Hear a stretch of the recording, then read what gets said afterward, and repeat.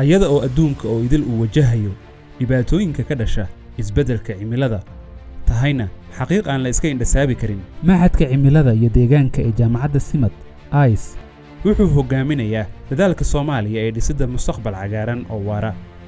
maxadka waxaa la aasaasay 2023 ayada oo uu qayb ka yahay barnaamijyada hal-abuureed ee Jaamacadda Simad si loo xaliyo baahiyaha bulshada Soomaaliyeed.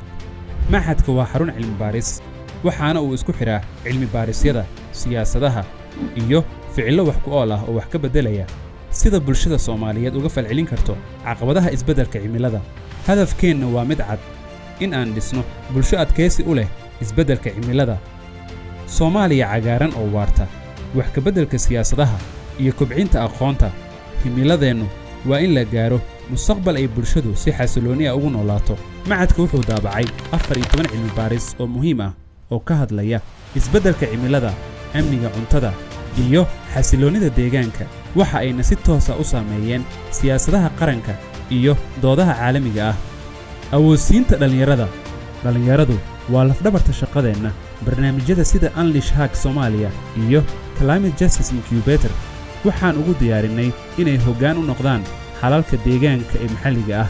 waxaan muddadii la soo dhaafay hirgelinay Green Champions Fellowship, barnaamij dufcada sanadle ah oo aan ku tababarayno ardayda ayagoo hoggaan iyo weji u noqonaya wacyigelinta, u qareemidda, u dhaqdhaqaaqa iyo cilmi baarisyada cimilada iyo deegaanka ee Soomaaliya. barnaamijyadeena Green Champions iyo Sustainability Scholars waxa ay bulshada u horseedayaan wacyigelin iyo ficilo la taaban karo oo lagu daryeelayo deegaanka.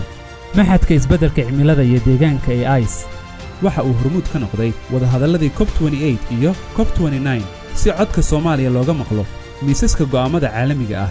waxaan dhisnay iskaashi istiraatiiji ah si loo horumariyo xasiloonida deegaanka gudaha iyo dibadda. maxadka ICE wuxuu qorsheynayaa inuu ballaariyo barnaamijyada ay hogaaminayaan dhalinyarada, xoojiyo cilmi baaristiisa iyo inuu sii kordhiyo iskaashiyada wax ku oolka ah si loo gaaro isbeddel dhab ah oo waara.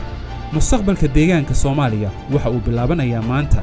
wadajir aan u dhisno qaran adkaysi u leh isbeddelka cimilada.